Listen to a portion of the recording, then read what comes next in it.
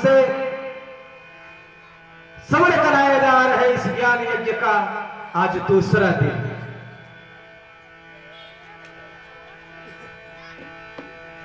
कल समस्त देवी देवताओं का आवाहन, प्रतिष्ठा, पूजन, कलश यात्रा इत्यादि अनेकों कार्य होने की वजह से कथा विलंब में प्रारंभ हुई थी, लेकिन आज नहीं। आज हम समय से ही इसी वेला से प्रारंभ करेंगे। जन्मांतरे भवेद पुण्यम तदा भागवतम लभेत। सत्संग का अवसर इतनी सरलता से प्राप्त नहीं होता। यह सत्य है कि व्यक्ति के जब कई जन्मों का पुण्य सार्थक होता है तब जाकर के कहीं हमें भगवत चर्चा अर्थात भागवत महापुराण जैसी कथा का रसपान प्राप्त होता है, जिसे हम अपने जीवन में कई तरह के संयोग कहते हैं। तो इस माया रूपी संसार में अपने आप को बिना कार्य का पाता हो, उसके जीवन में अनेकों प्रकार के कार्य बने रहते हैं। तो क्या यह मनुष्य जीवन इस भवसागर रूपी माया के इस प्रपंच में भटकने के लिए है? नहीं, यही तो अवसर हमें परमात्मा देता है। हम परमात्मा के लिए क्या कर सकते हैं, ये हमारी परीक्षा है। हमारे पास भगवत चर्चा हो रही हो और अगर हम उस चर्चा के लिए, उस कथा में अगर अपने लिए समय नहीं निकाल पा रहे हैं, तो हमारा दुर्भाग्य ही होता है। इसलिए आप विश्वोत्पत्त्यादि है तबे तापत्रय विनाशाय श्री कृष्ण सद्गुरुदेव भगवान की। आइए भागवत भगवान की आरती करें।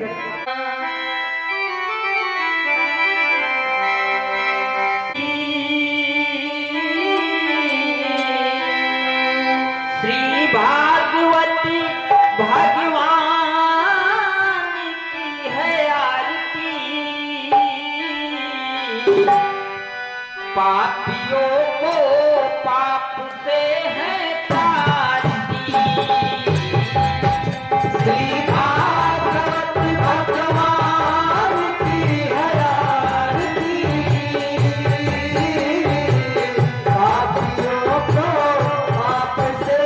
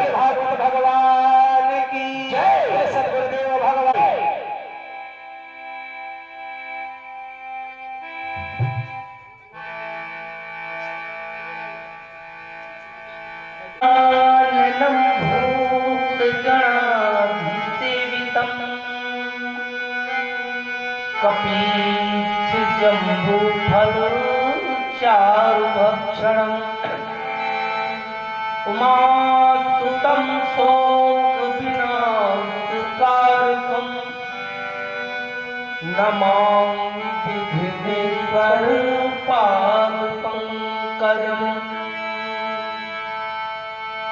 सूर्यासौर्यमथेन्द्रोच्च पदवीं सन्मङ्गलं मङ्गलः सद्बुद्धिं च बुधोश्च गुरुता सुग्रं सुखं संसनि राहुल बाहुबलं करोतु सततं केतुः कुलशोन्नतिम् नित्यं प्रीतिकरा भवन्तु मम ते सर्वे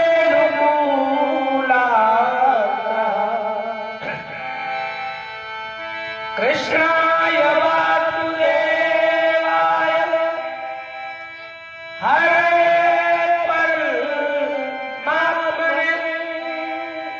प्रणतक्लेशनाशाय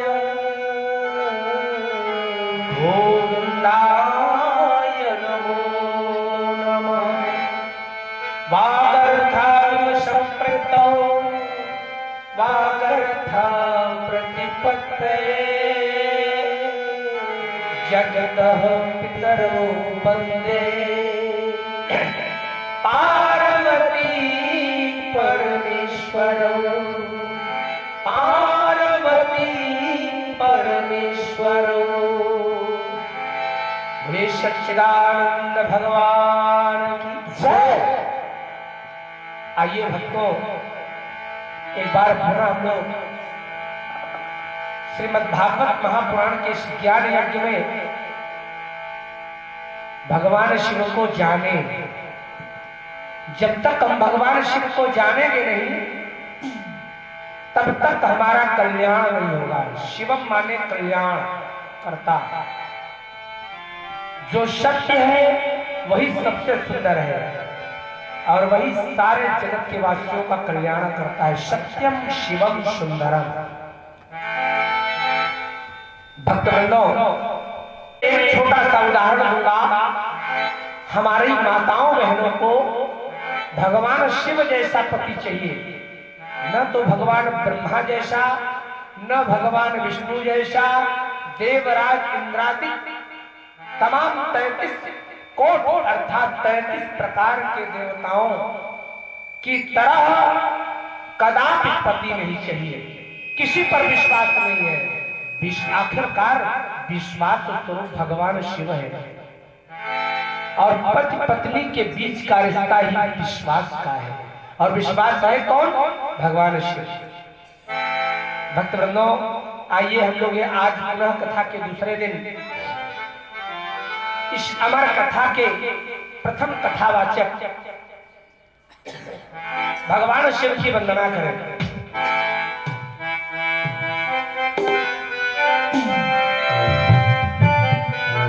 आप लोग भी गुनगुनाइएगा। अकेले हमारे गुनगुनाने से कुछ नहीं होगा।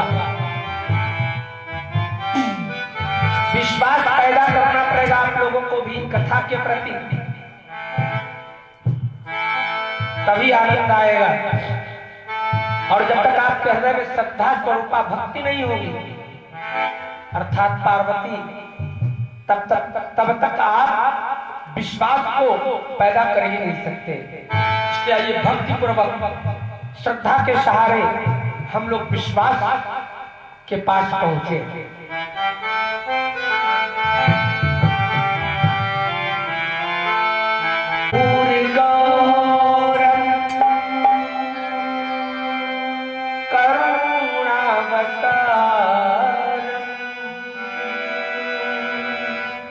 संसार सारम भुजगेन्द्रहारम कर्पूर गौरम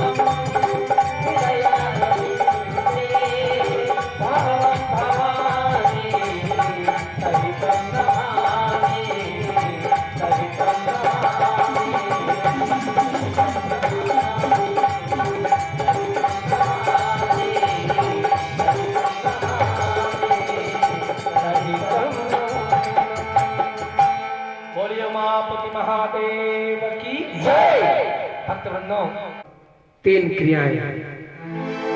भक्तवृंदों, प्राणायाम एक ऐसी क्रिया है, यौगिक क्रिया है, जिसके द्वारा आप अपने अंतर मन की विकारों को एक साथ नाश कर सकते हो। जैसे कोई शुगर का मरीज है, कोई ब्लड प्रेशर का मरीज है, मानसिक विक्षिप्तता है, आलस्य आता है, गैस बनता है, अधकपारी दर्द करता है, यानी कई रोगों का एक साथ निदान अगर आप इस यौगिक क्रिया के सहारे प्राणायाम करते हो तो रेचक, कुंभक और पूरक। थोड़ा सा 2 मिनट लगेगा आप लोगों, क्योंकि जयकारा भी इसी प्रकार से लगाया जाता है। रेचक की अवस्था में हम लोग अपनी प्राणवायु को बाएं नासिका से दाहिनी नासिका बंद करते हुए खींचेंगे। जब तक आप खींच रहे हैं श्वास को, और उसके बाद कुंभक उसी प्राणवायु को आप, और तीसरी क्रिया है उसी श्वास को आप इस बार बाईं नासिका बंद करेंगे और दाहिनी नासिका से छोड़ेंगे और श्वास को बाहर कर देंगे एक बार में। ये एक बार तीनों क्रियाएं जब पूरी होती है तो ऊपर आपको विश्वास हो, हनुमान जी हो तो हनुमान जी, भगवान विष्णु हो तो विष्णु, भगवान शंकर जी हो तो शंकर, देवी मैया हो तो देवी मैया, स्मरण करते रहिए, ओम का उच्चारण करते रहिए, कल्याण हो जाएगा। एक साथ आप पाप का समूल नाश करने में समर्थवान हो जाएंगे। आपका मन एकाग्रचित्त, बच्चे अगर जो पढ़ने वाले छात्र हैं, अगर 10 मिनट या 7 से 10 मिनट सुबह, 7 से 10 मिनट सायंकालीन वेला में करते हैं तो निश्चित रूप से बहुत ही लाभ होगा, उत्तरोत्तर लाभ। आइए मित्रों, तो इसमें कोई और बातें याद न हो और जयकारा लगा दे। मैं कहता हूं जयकारा लगा करके पद को पाया जा सकता है, लेकिन योग की क्रिया के सहारे। आइए श्रीमद् भागवत महापुराण में शौनक आदि ऋषि पूत जी महाराज जी से सूत गद्दी पर बैठकर कथा को श्रवण कर रहे हैं नैमिषारण्य जंगल में। शौनक आदि ऋषियों को शंका हो गई, महाराज एक शंका आ गई है। कहा क्या? कहा आपने बताया कि नारद जी ने ब्रह्मा जी से श्रीमद् भागवत महापुराण की कथा को श्रवण कर लिया था।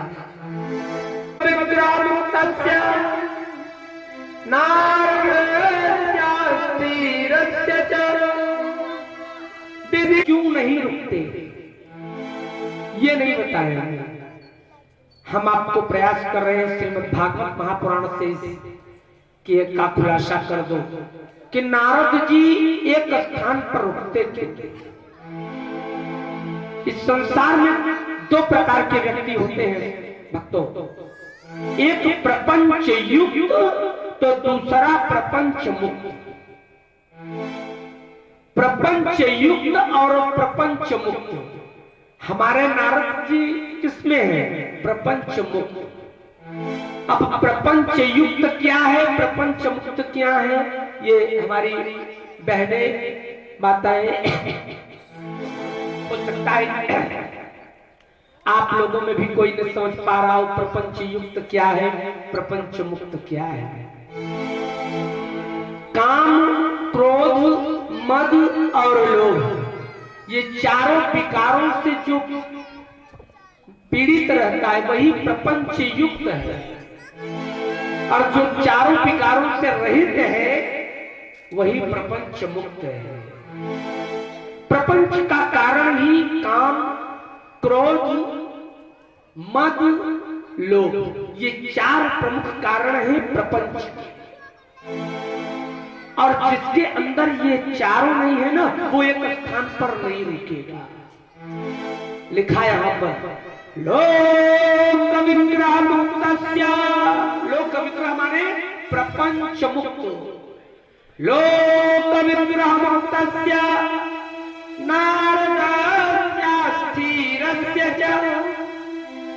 नारद जी के अस्थिर माने एक स्थान पर न रुकने का कारण मात्र प्रपंच मुक्त होना है।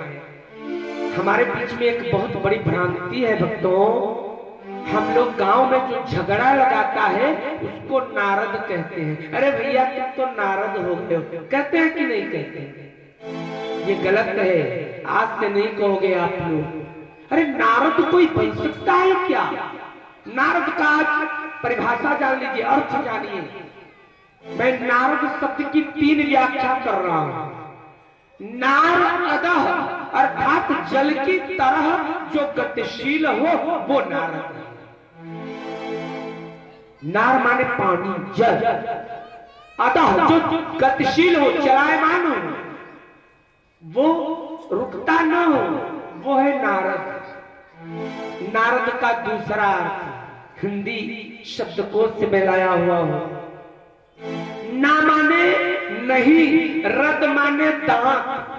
जिसके मुख में दांत न हो वो है नारद। नारद के मुख में दांत भी नहीं था। भक्तवृंदो, तीसरा अर्थ ना माने नहीं, रद माने झूठ बोलने वाला, जो अपने जीवन में कभी झूठ का प्रयोग न करे, वो है नारद। अच्छा ये बताइए, किसी तिकड़मबाज को आप लोग नारद कहते थे हो? ये कहीं से अच्छा है? जो कभी अपने जीवन में झूठ का प्रयोग, और झूठ बोलने का कारण क्या है, आज ये भी मैं आपको बता दूं। देखिए, जब बालक पैदा होता है, माँ के गर्भ से निकलता है, करीब 3 महीने, 4 महीने, 8 महीने, साल भर का हो जाता है, जब तक उसके मुख में दांत नहीं होता, वो झूठ नहीं बोलता। ध्यान दें, वो झूठ नहीं बोलता। और जैसे जैसे बतीसी आनी शुरू हो जाती है, दांत निकलना शुरू हो जाता है, वो झूठ बोलना स्टार्ट कर देता है। अर्थात ये दांत ही झूठ बोलने का कारण है। भक्तवृंदो, नारद जी के मुख में दांत नहीं था। परमात्मा जीवन में आपको 2 बार मौका देता है। एक बार जब आप माँ के गर्भ से बाहर निकलते हो ना, तब झूठ नहीं बोलते। तब क्या होता है, उसका फल जानते हो? तब बच्चा शैशवावस्था में होता है और उसका कांटेक्ट सीधे परमात्मा से होता है।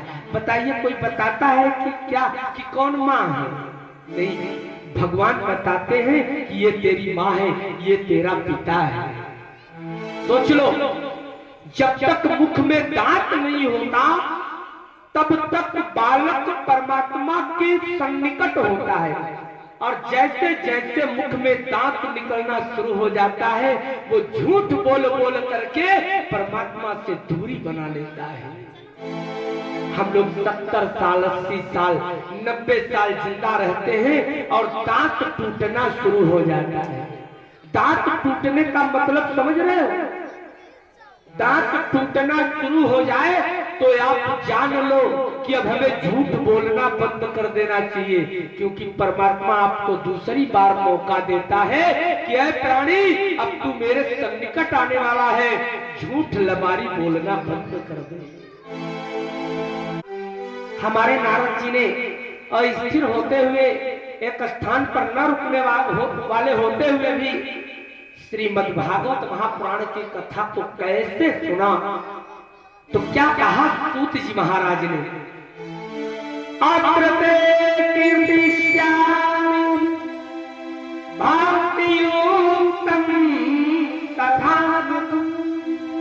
सुखेन मम यत् प्रोक्तं रहस्यं विचार्य च।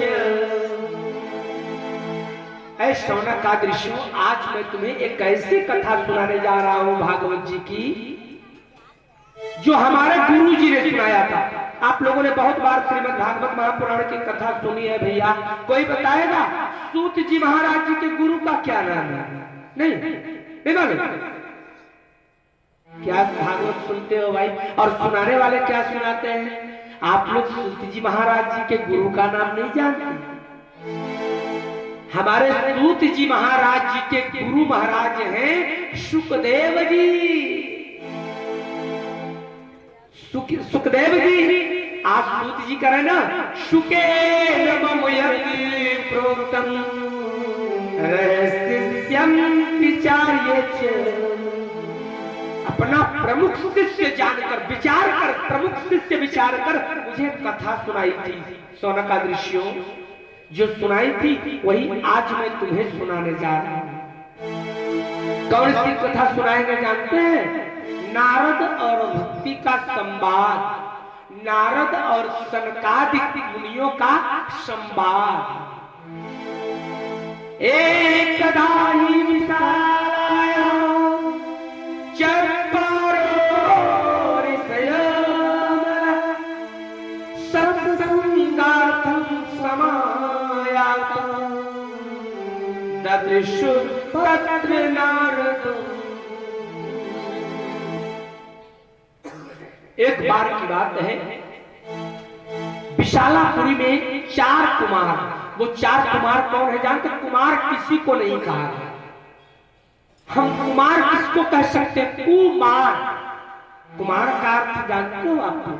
आप लोगों को किस्सा कहानी सुना सुना करके सबने काम तमाम कर दिया है।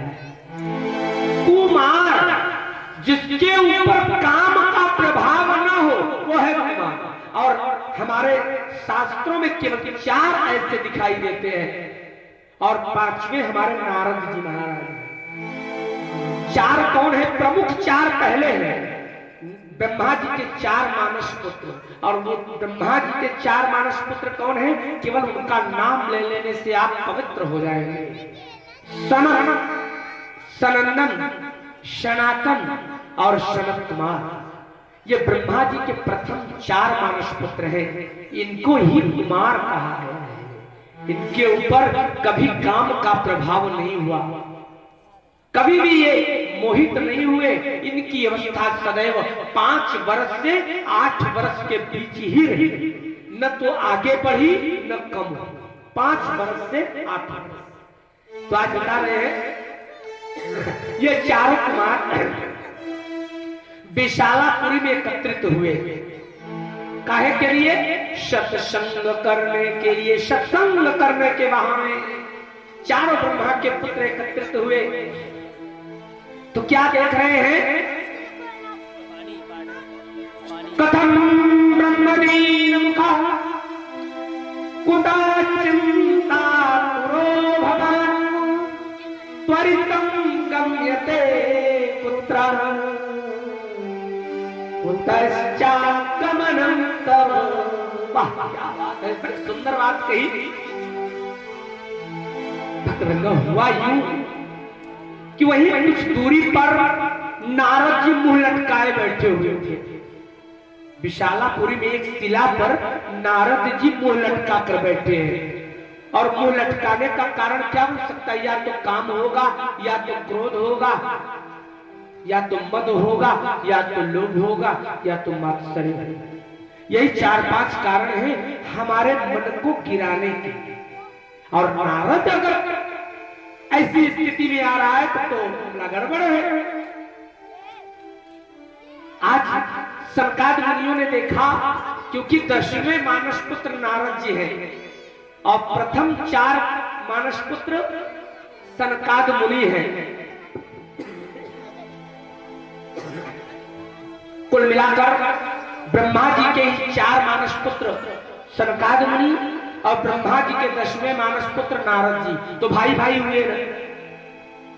तो अपने छोटे भाई को मुंह लटका कर बैठा हुआ देखकर 4 कुमार उनके पास गए और कहा, कथम ब्रह्मदीन मुखा।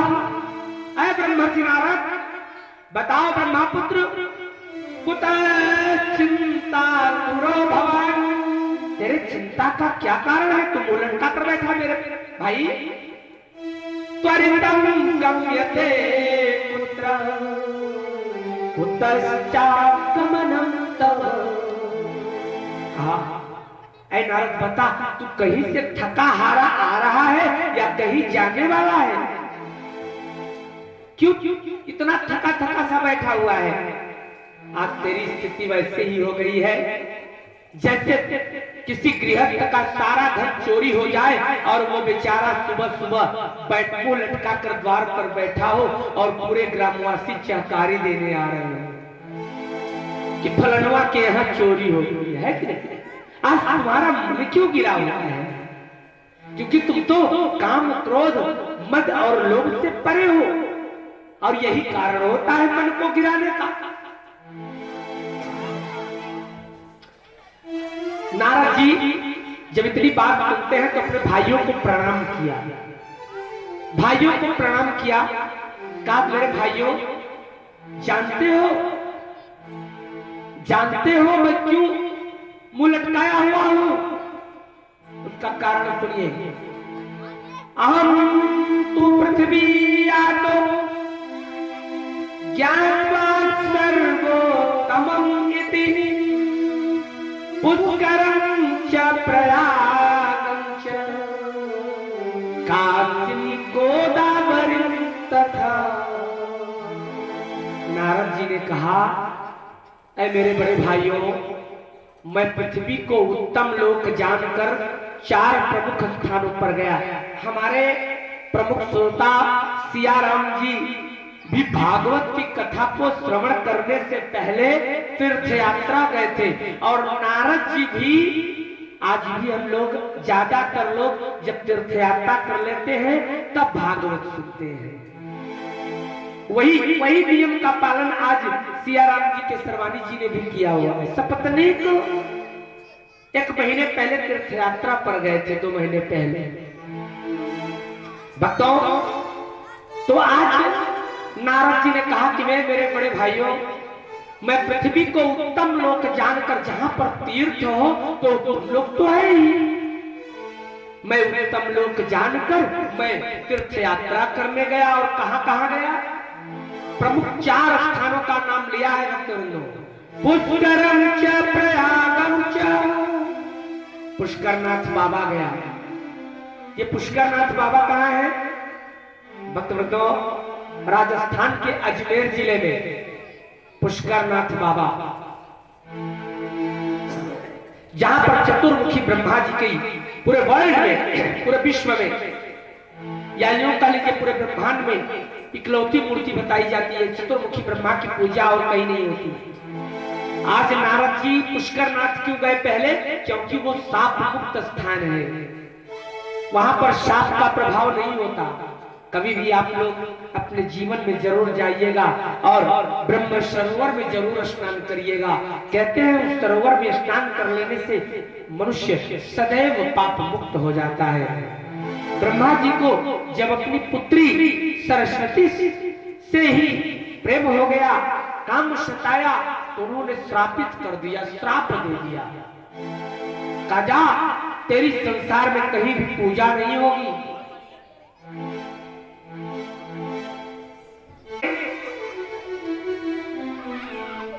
नारद जी से ही पूछकर और मृत्युलोक में ही आकर अजमेर जिले में राजस्थान में स्थान बनाया, क्योंकि वो शाप मुक्त स्थान है। वहां पर शाप का जानकर सर्वप्रथम पुष्करनाथ गया। और पुष्करनाथ बाबा प्रयाग महात्म के अनुसार हमारे प्रयागराज के नाना है। हमारे तीर्थ राज प्रयाग के नाना है पुष्करनाथ बाबा। माघ महात्म्य में आया हुआ है सज्जन। इसलिए नारद जी प्रथम में पुष्करनाथ जाते हैं। प्रयागराज तीर्थ राज्य है, ये किसी भी तीर्थ में नहीं जाते, लेकिन अगर जाते भी हैं तो पुष्करनाथ बाबा के यहाँ जाते हैं। कहते हैं कि ब्रह्म सरोवर में प्रयागराज जाकर स्वयं स्नान करते हैं, और जितने भक्त प्रयागराज में अपने कलुषित पापों को प्रयागराज को देते हैं, वो जाकर पुष्करनाथ बाबा के द्वारा स्थापित ब्रह्म सरोवर में स्नान कर शाप मुक्त हो जाते हैं, पवित्र हो जाते हैं। तो दूसरे नंबर पर किसका नाम लिया? पुष्करम च प्रयागम च। प्रयाग का नाम क्यों लिया? प्रयाग का नाम इसलिए लिया कि गोस्वामी बाबा लिख रहे हैं, माघ मकर रवि पति जब होई, तीरथ पति आई सब कोई।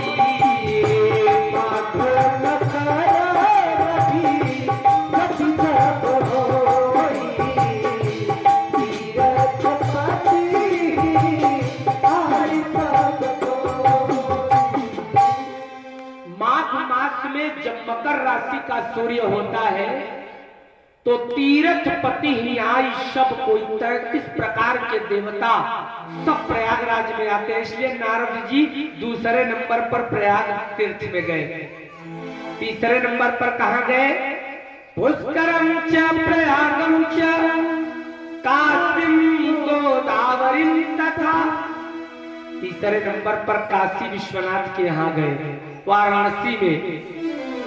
तो काशी में क्यों गए?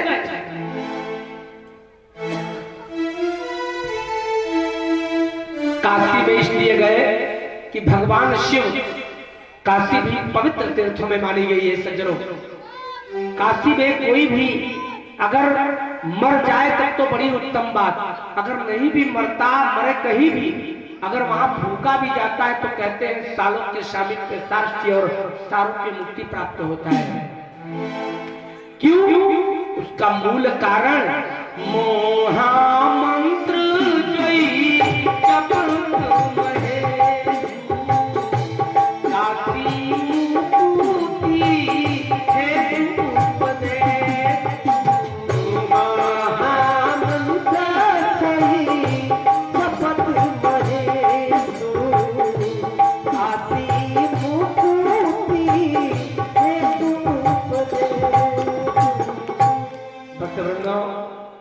कहते हैं काशी में भगवान शंकर सदैव राम नाम का संकीर्तन करते हैं और वो संकीर्तन मुर्दे के कान में पड़ जाता है ना, इसलिए वही मुक्ति का कारण बन जाता है। इसलिए नारद तीसरे नंबर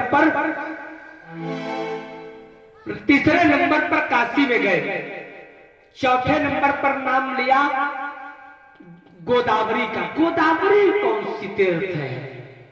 भक्तवृंदो, गोदावरी नदी के किनारे मर्यादा पुरुषोत्तम राम जी जिस समय चित्रकूट 12 वर्ष रहने के बाद आगे बढ़ते हैं तो अपनी पर्णकुटी गोदावरी पंचवटी में बनाते हैं, गोदावरी नदी के किनारे। और वहीं पर एक विचित्र भक्त आती है।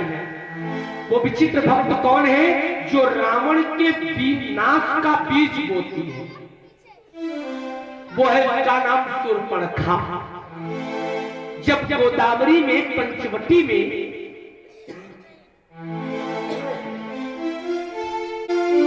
राम जी भैया लखन और जानकी जी के साथ रह रहे हैं, उसी समय शूर्पणखा आकाश मार्ग से चली जा रही थी। उसकी दृष्टि मर्यादा पुरुषोत्तम राम जी पर पड़ गई। राम जी बड़े सुंदर थे। उनकी सुंदरता को देखकर उसके अंदर काम जाग गया, मोहित हो गई और उसने मन बनाया कि मैं इस महापुरुष के साथ विवाह करूंगी। भक्तवृंदो, वह कामचारिणी भगवान से प्रेम कर बैठी और उनके पास किस रूप में जा रही है? रुचिर रूपाधरी प्रभु पाहि जाई, बोली बचन उत्तम ताई। रुचिर रूपाधरी प्रभु पाहि जाई, बोली बचन बहुत रुचिर रूप अर्थात अपने असली रूप का परित्याग कर दिया और बनावटी रूप में राम जी के पास जाकर निवेदन किया। कहा, प्रभु मैं आपसे विवाह करना चाहती हूँ। अर्थात आगे तो आप लोग जानते हो। तो वहां पर रावण के नाश का बीज बोया गया शूर्पणखा के द्वारा। इसलिए नारद जी गोदावरी गए। 4 प्रमुख स्थानों पर 5वें स्थान का नाम लिया जा रहा है। नारद जी बता रहे हैं कि है मेरे बड़े भाइयों, सनकाद मुनियों, मैं पृथ्वी को उत्तम लोक जानकर 5वें स्थान पर गया। 5वां स्थान वो कौन सा है? हरिं क्षेत्रम कुरुक्षेत्रम श्रीरंगम सेतुबंधनम एवामिषु तीर्थेषु भ्रममाण इतस्ततः। भक्तों, 5वें नंबर पर हरिद्वार हरिक्षेत्रम उत्तराखंड। दूसरा भक्तवृंदों, द्वापर युग का सबसे बड़ा तीर्थ कुरुक्षेत्र। कुरुक्षेत्र में क्यों गए नारद जी? आज आप लोग कुरुक्षेत्र के बारे में जान लीजिए। द्वापर युग का सबसे बड़ा तीर्थ कुरुक्षेत्र है।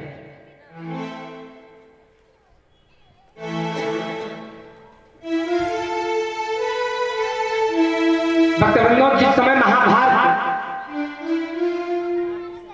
प्रारंभ होने को हुआ तो भगवान कृष्ण ने वरदान दिया था कि कुरुक्षेत्र की पावन भूमि में, हमने कल एक बात आप लोगों को बताई हुई थी कि कोई भी व्यक्ति अगर अकाल मृत्यु शस्त्र से मारा जाए, फांसी लग वीरगति को प्राप्त हुआ, तो क्या उसको मोक्ष मिला होगा? हाँ मिला, क्योंकि भगवान कृष्ण ने वरदान दिया था कि 18 क्षौणी सेना जितने भी लोग भी कुरुक्षेत्र में लड़ाई लड़ते हुए मारे जाएंगे, सबको सालोक्य सामीप्य साष्टी और सारूप्य मुक्ति प्राप्त होगी। कोई नरक में नहीं जाएगा, कोई किसी को भी प्रेत योनि में नहीं जाना पड़ेगा।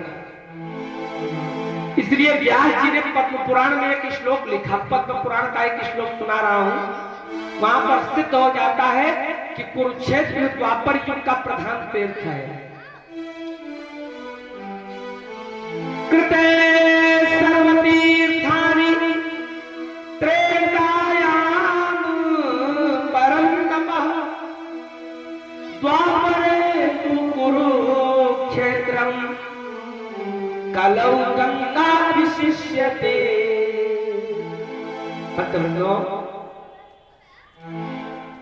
कृतयुग यानी सतयुग में सबसे ज्यादा लोग मोक्ष को प्राप्त किए तपस्या करके,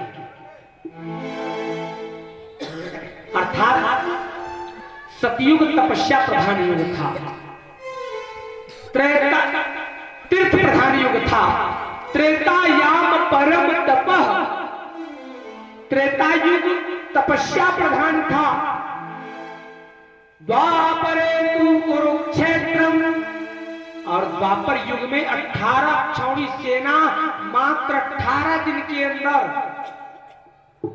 मोक्ष को प्राप्त किया हुआ है कुरुक्षेत्र में। इसलिए द्वापर युग कुरुक्षेत्र प्रधान युग है।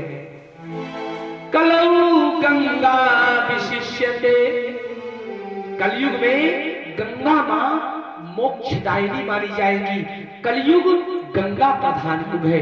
लोग केवल नारायण नाम कृष्ण नाम संकीर्तन कर, केवल संकीर्तन कर और गंगा में स्नान कर मुक्ति को प्राप्त करेंगे सबसे ज्यादा।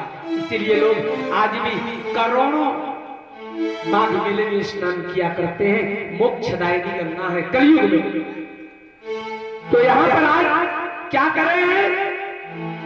नारद जी बोले कि महाराज मैं कुरुक्षेत्र गया, सेतु बंधन रामेश्वरम गया, जहां पर भगवान ने पुल का निर्माण किया था लंकापुरी में जाने के लिए, और रामेश्वरम धाम की स्थापना करी थी, वहां भी गया।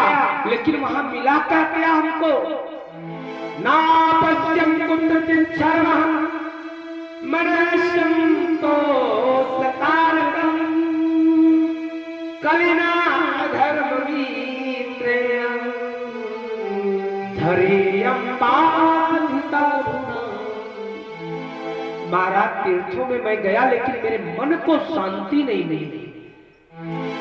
आप लोग तीर्थ क्यों करते हो? तीर्थ इसलिए करते हो कि मन को शांति मिल जाए, लेकिन तीर्थ करने के उपरांत भी नारद जी को मन को शांति नहीं मिला। क्यों नहीं मिला?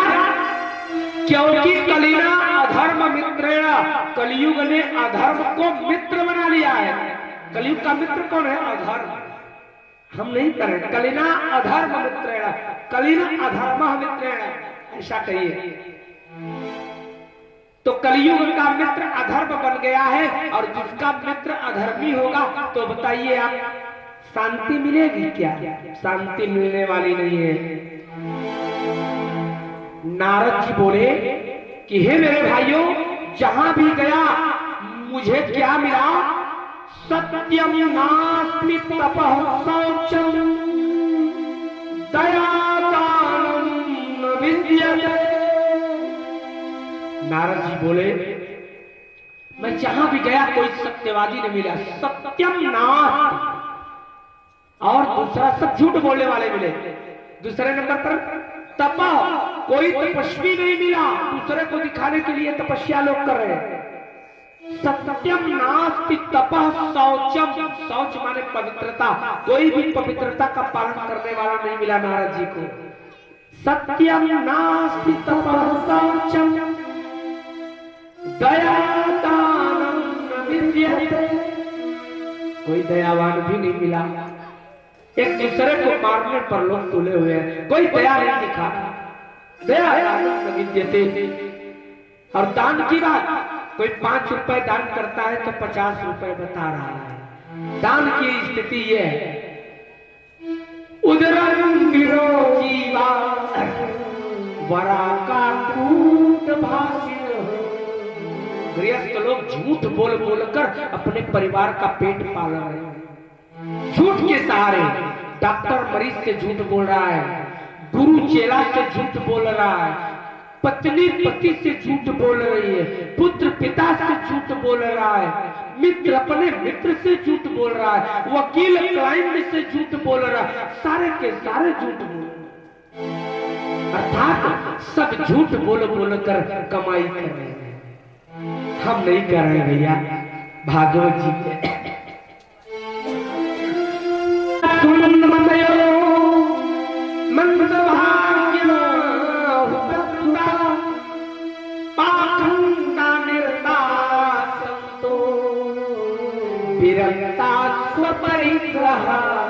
बड़ा कष्ट हुआ नारद जी को जब नारद जी संतों के यहाँ गए, मठों में।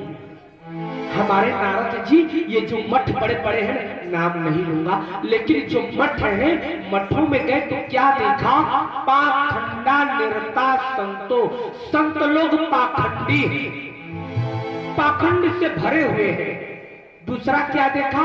विरक्ता सपरिग्रहा। संतों में एक वैरायटी, सुपीरियर वैरायटी होती है जिन्हें विरक्त संत कहा जाता है। उसकी परिभाषा बताऊं, विरक्त संत क्या है? विरक्त संत वही हो सकता है जिसके पास स्त्री की परछाई भी न पड़े। जब नारद जी विरक्त संतों के यहाँ गए तो अपने को तो त्याग दिया है विरक्त बनने के लिए, और दूसरी वाली को विरक्ता सपरिग्रहा, दूसरे के साथ समागम कर रहे हैं। ये विरक्तों की हालत देखा हमारे नारद जी, बड़ा कष्ट हुआ उनको। ये हालत है हमारे पाखंडी संतों का। देख भी रहे हो आप लोग, सुन भी रहे हो। और क्या देखा? आए भाई, इधर भी आए रहे होंगे, पूरे संसार में भ्रमण किया। चित्रकूट का रास्ता तो यही है ना, तो चित्रकूट गए रहे होंगे, तो गौहनिया में भी आए होंगे। तो भाई गौहनिया में कथा हो रही है, इसलिए मैं गौहनिया का नाम जरूर लूंगा। यहाँ आए तो क्या देखा? गृहस्थों के यहाँ क्या देख रहे हैं? तरुणी प्रभुता के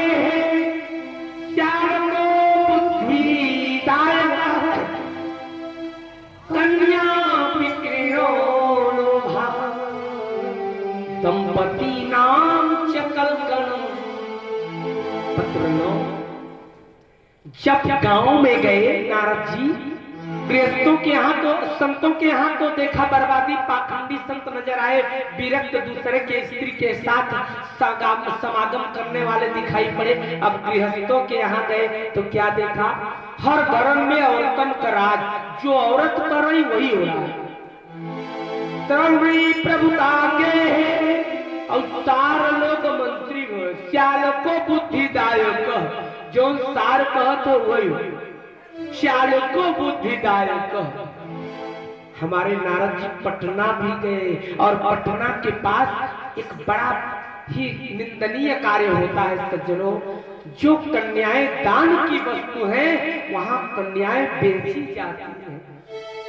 मध्य प्रदेश में भी कोई एक स्थान है, लेकिन बिहार में तो एक स्थान है।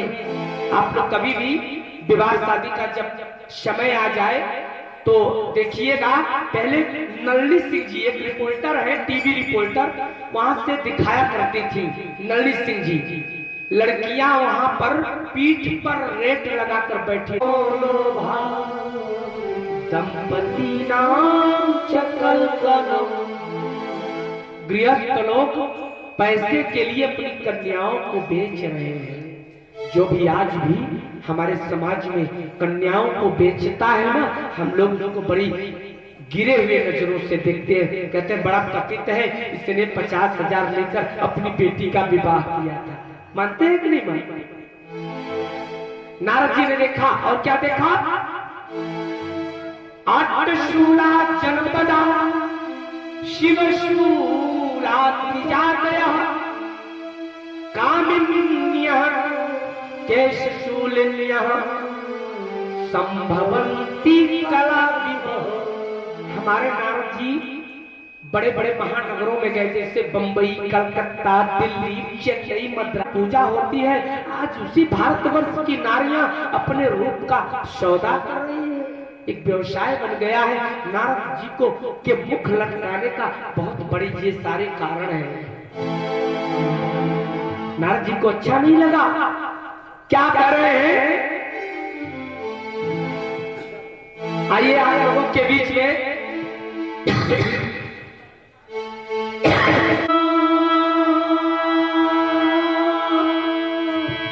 मैं तो बुलाऊं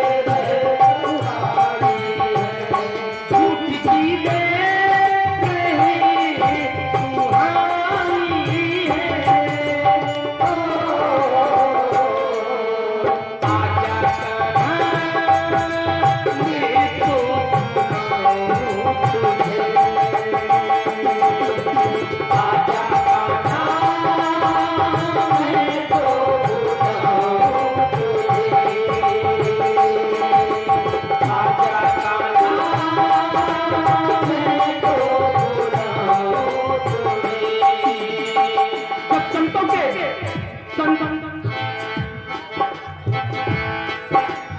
जब संतों के सानिध्य में जाते हैं, बड़े बड़े मठों में जा रहे हैं, तो नारद जी क्या देख रहे हैं?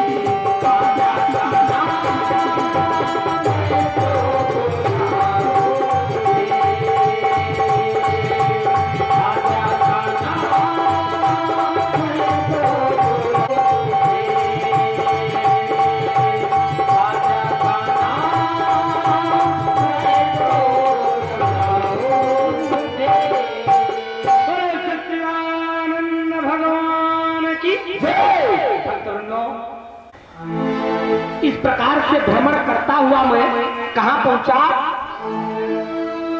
अट्टशूला जनपद।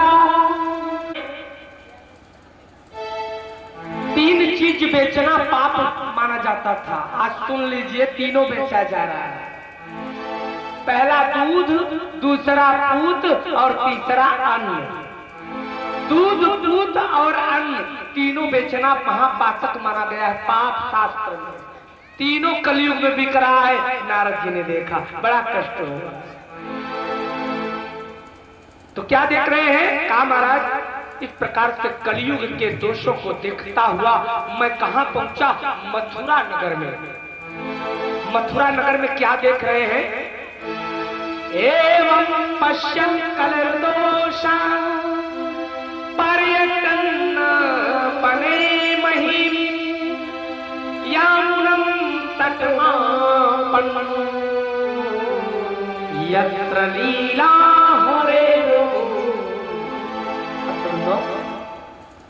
उसी मथुरा नगर में जहां कन्हैया ने अनेक लीलाओं को किया हुआ था, आज से 5500 वर्ष पहले, करीब 5500 वर्ष पहले, 5500 वर्ष पहले हमारे जनार्दन कृष्णचंद्र भगवान जी ने तमाम लीलाएं करी हुई थी। उसी नगर में, मथुरा नगर में, जहां पर यमुना बहा करती है, नारद जी पहुंच गए। तो वहां उस नारद जी जब पहुंचे तो क्या वहां क्या देख रहे हैं? तत्राश्चर्यं मया दृष्टं श्रूयतां तन्मीश्वरा एका तरुणी तत्र निखण्डाख्यं नमामि। नारद जी जब मथुरा में पहुंचे तो यमुना के किनारे गए। यमुना के किनारे एक कदम्ब का वृक्ष था और कदम्ब के वृक्ष के नीचे एक 18 साल की लड़की बैठी हुई थी और उस 18 साल की लड़की की गोदी में 100 बरिस का 2 बूढ़ो किसको है? अगर धार्मिक रूप से देखें तो पहला पुत्र का और दूसरा पति का, तीसरा और किसी को, किसी भी स्त्री के गोदी में सिर रखकर लेटने का अधिकार। 12 साल का और बेटवा 100 साल का तो होगा नहीं, इसलिए नारद जी चक्कर में पड़ गए कि ये बेटे तो है नहीं और पति भी नहीं हो सकते, क्योंकि लड़की 18 साल के और ये बुढ़े जैसे पुत्र। कम नहीं करना भाई। हेलो हेलो भक्तों, नारद जी को आश्चर्य हो गया। तत्र आश्चर्यं मया दृष्टं। मेरे महापुरुषों, मेरे बड़े भाइयों, मेरे आश्चर्य का ठिकाना नहीं रह गया। जिस वृंदावन में भक्ति का भ्रमण होता है, जहां पर राधिका रानी के साथ भगवान कृष्ण ने अनेक लीलाएं करी, आज उसी वृंदावन में एक 18 से 20 साल की लड़की की गोदी में 100 वर्ष के बुढ़े अपने सिर को रख कर लेते हैं। मैं गया उस लड़की के पास। जब लड़की के पास गया तो लड़की मुझे देखकर प्रसन्न हो गई। उसके चेहरे पर मुस्कुराहट आ गई, क्योंकि वो रो रही थी। रो रही है तो लड़की ने क्या कहा? नारद जी को देखा, नारद जी कुछ पूछते अभी, तब तक लड़की स्वयं हाथ जोड़कर बोल बैठी। लड़की वाच, लड़की क्या कर रही? बालो वाच भो भो साधो क्षणं तिष्ठ मयि चिन्तामपि नाशय दर्शनं तव लोकस्य सर्वथा।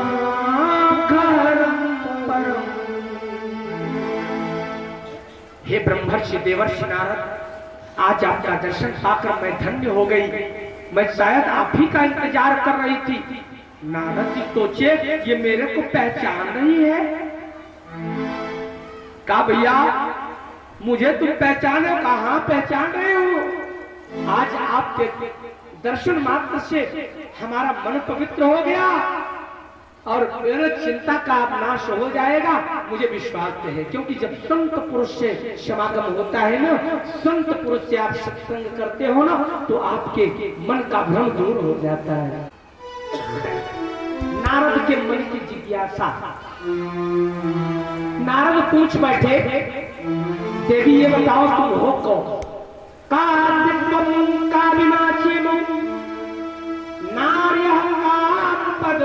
लोचन बद देवी सवितारं स्वस्य दुःखस्य कारणं। जो संत होता है ना, वो दुख का कारण जानना चाहता है, और जो संत नहीं होता है, लुटेरा होता है ना, वो आपके दुख का कारण नहीं जानेगा। एक चीज ध्यान रखना, कभी आपके घर में कोई दाढ़ी वाला या कोई भी पुरुष महापुरुष आवे, तो अगर वह आपके दुखों को पूछता है तो जान लीजिए ये कोई संत होगा। और अगर कोई आपके बिजनेस को पूछता है कि भैया कितना बिजनेस चल रहा है, तो जान लीजिए पैसे के लिए आया है। संत दुख को जानने का प्रयास करता है, बदले में जो असंत होता है, संत नहीं दुर्जन व्यक्ति होता है, जो सत्य के वेश में छिप कर आपको जटने के लिए आया हुआ है, वो आपके सुख को जानने का प्रयास करेगा, दुख की ओर नहीं दिखाएगा। आज नारद जी को संत मानकर आज करे ना, नारद जी संत है, करे बद देवी सविस्तारम स्वस्य दुःखस्य कारणम। ऐ देवी बताओ, ऐ पद्मलोचने अर्थात कमल नयनी, बड़ी सुंदर थी वह कन्या पद्मलोचनी, कहा सुनो तुम अपने दुख का कारण बताओ। लड़की बोली बाबा बता रही हूं, आपसे नहीं बताऊंगी तो किससे बताऊंगी? बाल लड़की बोली क्या कर रही है? अपना परिचय बता रही, मैं हूं कौन?